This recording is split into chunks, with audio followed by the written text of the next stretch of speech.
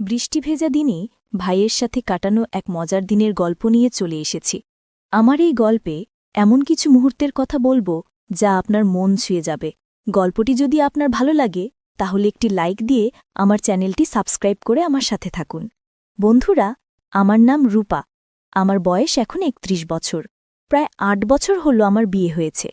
কিন্তু আমার স্বামী তার কাজের জন্য বেশিরভাগ সময় শহরের বাইরে থাকেন, তাই বাড়িতে আসার সুযোগ খুব কম পান।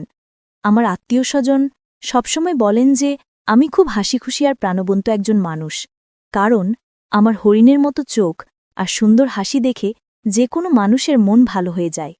তবে আমার স্বামীর কাছ থেকে আমি যতটুকু ভালোবাসা আশা করি ততটুকু পাই না। কাল আমার চাচাতো বোনের বিয়ে, তাই আমি একদিন আগেই সেখানে যাচ্ছি।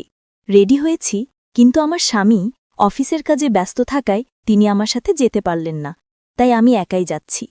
আমাকে বাসস্ট্যান্ডে নিতে আসছে আমার ছোট ভাই, যার নাম দীপ। সেদিন মুষলধারে বৃষ্টি হচ্ছিল আর বজ্রপাত হচ্ছিল। আমি বজ্রপাতের শব্দে খুব ভয় পেতাম। আমি বাসস্ট্যান্ডে পৌঁছালাম, দেখি যে আমি ছাতা আনতে ভুলে গেছি। সেই সময় খুব জোরে বৃষ্টি হচ্ছিল। আমার ভারী ব্যাগটা নিয়ে বাস থেকে নামতেই কিছুক্ষণের মধ্যে আমি পুরো ভিজে চুপচুপে হয়ে গেলাম। চারপাশে তাকিয়ে দেখলাম কোনো দোকানপাট খোলা নেই, আর তেমন লোকও নেই। আমার ছোট ভাই দীপ এখনও আসেনি আমাকে নিতে। আমি একটি ছোট বন্ধ দোকানের সামনে গিয়ে দাঁড়ালাম আর অপেক্ষা করতে লাগলাম। কিছুক্ষণ পর খুব জোরে বজ্রপাত শুরু হলো, আর আমি ভয় পেতে লাগলাম। তারপর দেখলাম যে বৃষ্টিতে ভিজতে ভিজতে আমার ছোট ভাই দীপ আসছে। সেও বাড়ি থেকে বেরোনোর সময় ছাতা নিতে ভুলে গেছে। দীপ এসে আমার পাশে দাঁড়ালো আর বলল, আপু, অনেক ভিজে গেছো দেখছি। বৃষ্টিতে ভিজে আমার জামাকাপড় সহ ব্যাগের সব জামাকাপড় ভিজে যাচ্ছিল। আমি খুব অস্বস্তিতে ছিলাম। দীপ জিজ্ঞেস করল, আপু, তুমি কি করে ভিজে গেলে? আমি বললাম, আর বলিস না, আমি ছাতা আনতে ভুলে গেছি, আর এখন দেখছি তুইও তো ছাতা নিসনি। দীপ বলল, হ্যাঁ, আমিও তাড়াতাড়ি বেরোতে গিয়ে ছাতা আনতে ভুলে গেছি। এরকম কথা বলতে বলতে আরও জোরে বৃষ্টি হতে লাগল, আর সাথে খুব জোরে বজ্রপাত শুরু হল। ভয়ে আমি দোকানের পিছনে পিছিয়ে গেলাম। দীপ দেখল যে আমি আস্তে আস্তে ওর কাছ থেকে পিছিয়ে যাচ্ছি। বজ্রপাতের শব্দ আরও জোরে হতে লাগল। ভয়ে আমি হঠাৎ বসে পড়লাম। দীপ বলল, আপু, ভয় পেয়েছ বুঝি? চিন্তা করো না, আমি আছি। আমি বুঝলাম ও আমার জন্য চিন্তিত হয়ে পড়েছে। একটু পরে এমন জোরে বজ্রপাত হল, আমি চিৎকার দিয়ে দোকানের খুঁটি শক্ত করে ধরলাম। কিছুক্ষণ পর বুঝতে পারলাম চিৎকার দেওয়ার জন্য ওই মুহূর্তেই দীপ চমকে গেছে। তারপর আমার ভাই বুঝতে পারল যে আমি খুব ভয় পাচ্ছি। তখন দীপ আরেকটু সাহস নিয়ে আমাকে শান্ত করার জন্য বলল, চলো একটা ভালো জায়গায় দাঁড়াই। বৃষ্টি থামার নামই নিচ্ছিল না। আমি ভয়ে ভাইয়ের হাত ধরে দাঁড়িয়েছিলাম। কিছুক্ষণ পরে আমাদের সামনে দিয়ে দুজন লোক পার হল। দীপ লোকগুলোকে দেখে আমার হাত ছেড়ে দিয়ে একটু দূরে দাঁড়াল। লোকগুলো চলে গেলে দীপ আবার আমার হাত ধরল, যেন আমি ভয় না পাই। এরকম হতে হতে প্রায় অনেকক্ষণ সময় কেটে গেল। আমার ভয় পাওয়া দেখে দীপ হাসতে লাগল। আমিও হাসতে লাগলাম। আমি তখনও দীপের পাশেই দাঁড়িয়েছিলাম। হঠাৎ করে দীপের চোখ পড়ল পাশে থাকা ডাবের দিকে। বৃষ্টিতে ভিজে যাওয়ার কারণে দোকানের টিনের ছাউনির নিচে ডাবগুলো খুব সুন্দর দেখা যাচ্ছিল। এই বৃষ্টির মধ্যেই দীপ হঠাৎ একটা ডাব খাওয়ার জন্য হাতে নিল। তারপর তা এক নজর ভালোভাবে দেখে সুন্দর করে খেতে লাগল। বজ্রপাধার মুষলধারে বৃষ্টির কারণে আশেপাশে তেমন কোনো মানুষ ছিল না। দীপের ডাব খাওয়া দেখে আমার কেমন যেন ভালোই লাগতে শুরু করল। ডাব খাওয়ার পর দীপ আমার পাশেই দাঁড়িয়ে রইল। আমি ওর পাশে দাঁড়িয়ে বললাম, বৃষ্টি যদি না থামে তবে কিভাবে যাব ভাবছি। কিছুক্ষণ পর বৃষ্টিতে ভিজে আমার আর ওর অবস্থা খারাপ হয়ে গেল। তারপর আমি বৃষ্টির জলে হাত ধুয়ে নিয়ে ওকে বললাম, আজকের এই স্মৃতিটা অনেকদিন মনে থাকবে ভাই। ও বলল, হ্যাঁ আপু, অনেকদিন পর এত সুন্দর সময় কাটালাম। তবে দীপ বলল, এই বৃষ্টি ভেজা মুহূর্তে ডাবটা দেখতে যেমন সুন্দর ছিল, খেতেও ভালো লাগল। এরপর কিছুক্ষণ পর বৃষ্টিটাও কমে গেল। বিকেলবেলা বৃষ্টিটা যখন থেমে গেল, তখন আমরা দুজন বিয়েবাড়িতে চলে আসলাম। বাড়িতে আসার পর আমি আমার ভেজা কাপড় বদলে নিলাম আর ভালো একটা লাল রঙের শাড়ি পরে নিলাম। তারপর বাড়িতে সবার সাথে কথাবার্তা বলছিলাম। এর মাঝে দেখি দীপ বিয়েবাড়ির মানুষের সাথে দোতলার উপর কথা বলছে আর হাসছে। একটু পর আমার দিকে তাকিয়ে হাত দিয়ে আমাকে উপরে যাওয়ার জন্য ডাকছে। আমিও ওর দিকে মাঝে মাঝে দেখছি আর হাসছি। তখন আমার একজন বৌদি আমাকে বলল, রূপা, তুমি একটু দোতলায় গিয়ে রান্নাঘর থেকে 3টা প্লেট এনে দেবে? আমি বললাম, হ্যাঁ বৌদি, কোনো ব্যাপার না, আমি এক্ষুনি যাচ্ছি। আমি দোতলায় গেলাম আর দেখলাম যে দীপ সিঁড়ির কাছে দাঁড়িয়ে আছে। তো আমি ওকে জিজ্ঞেস করলাম, প্লেট কোন ঘরে রয়েছে? দীপ বলল, সামনে গিয়ে ৩ নম্বর ঘরটায় প্লেট রয়েছে। দোতলায় কেউ ছিল না, সবাই নিচে কাজে ব্যস্ত। আমি সেদিকে যেতে শুরু করলাম, আর আমার সাথে সাথে ছোট ভাইও আসছিল। ঘরের সামনে গিয়ে দেখতে পেলাম এই ঘরটাতে বিভিন্ন রকম বিয়ের বাজারে ভর্তি। ডানে তাকাতেই দেখি দীপ আমার সামনে। আমি ঘরের ভিতরে গেলে ভাইও আমার সাথে এলো। দীপ বলল, আপু, একটু বসো, তোমার সাথে একটু কথা আছে। আমি তখন বললাম, এখন তোমার কোনো কথা শোনা যাবে না, সবাই বাড়িতে কাজ করছে।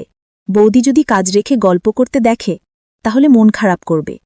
বন্ধুরা, এখনও তোমাদেরকে আমার এই ছোট ভাই দীপের নাম বলা হলো না। ওর বয়স ১২ বছর।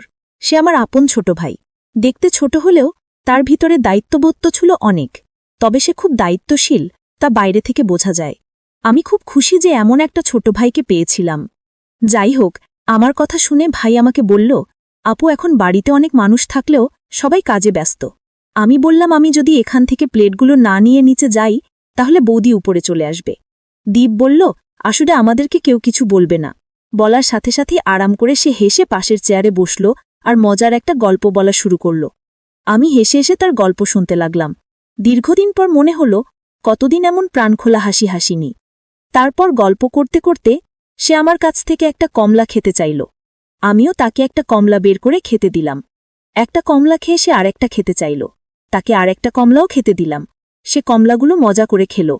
এরপর আরও কিছুক্ষণ গল্প করার পর আমি তাকে বললাম, অনেকদিন পরে তোমার মজা করে কমলা খাওয়া দেখে আমি এত মজা পেলাম, খুব ভালো লাগল। দীপ আমাকে বলল, আপু, কমলা খেতে আমার অসম্ভব ভালো লেগেছে, শুনে আমার খুব ভালো লাগল। আমি দীপকে বললাম, ভাই দীপ, এখন তুমি এখানে থাকো, নিচে অনেক কাজ আছে। তারপর রান্নাঘর থেকে প্লেটগুলো নিয়ে বৌদির কাছে যেতেই বৌদি আমাকে বলল, এত সময় লাগে নাকি প্লেট আনতে? আমি বললাম, না, মানে আমি সম্মুখের 2 ঘরে খুঁজে পাচ্ছিলাম না, তাই দেরি হলো।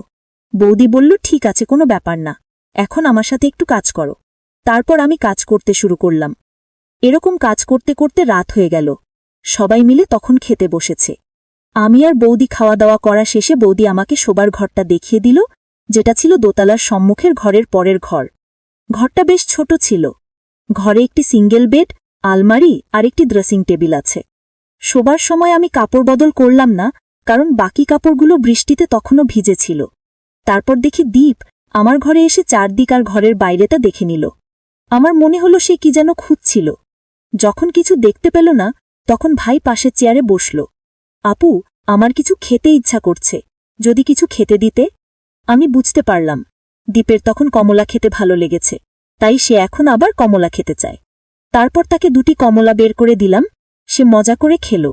ভাইয়ের কমলা খাওয়ার ভাব দেখে আমার খুবই ভালো লাগছিল। তারপর আমাকে বলল, বাইরে খুব বৃষ্টি হচ্ছে, তাড়াতাড়ি ঘুমিয়ে পড়ো। ওর এই কথা শুনে আমিও একটু হেসে বললাম, ঠিক আছে। এরপর দীপ চলে গেল। ছোট ভাই দীপ আর বড় দাদা একই ঘরে ঘুমোত। তারপর আমি ঘরের দরজার পর্দা নামিয়ে রেখে শুয়ে পড়লাম।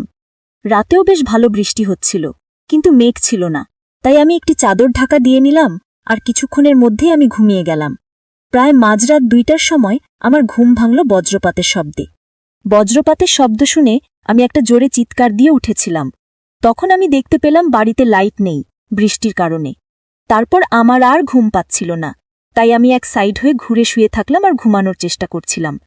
কিছুক্ষণ পর আমি বুঝতে পারলাম কেউ যেন আমার ঘরের ভিতরে এলো। আমি বুঝতে পারলাম এটা আমার ভাই দীপ ছাড়া আর কেউ না। সে আমার চিৎকার শুনে দেখতে এসেছে, তাই আমি নির্ভয়ে শুয়ে আছি। তারপর ছোট ভাই দীপ আমাকে বলল, আপু, একা একা ভয় পাচ্ছ না তো? যদি ভয় হয় তাহলে বলো, আমি তোমার পাশে বসে থাকব। তখন আমি বুঝতে পারলাম ছোট ভাই দীপ কেন আমার কাছে এসেছে। সেদিন রাতটা বিয়ের আনন্দ, বজ্রপাত, মুষলধারে বৃষ্টি এবং ছোট ভাইয়ের সাথে গল্প ও বিভিন্ন রকমের আনন্দে কেটেছিল। সেই দিনের কথা আমি কোনোদিন ভুলব না। আমি এরকম ভাই পেয়ে খুব খুশি। আমার ছোট ভাই দীপের কাছে আমি খুব কৃতজ্ঞ। তো বন্ধুরা, ভিডিওটি আজকের মতো এখানেই শেষ করলাম। পরবর্তীতে আরও সুন্দর সুন্দর গল্প পেতে একটি লাইক দিয়ে চ্যানেলটি সাবস্ক্রাইব করে সাথেই থাকবেন। দেখা হবে পরের কোনো নতুন ভিডিওতে। সেই পর্যন্ত সবাই সুস্থ থাকুন। ধন্যবাদ।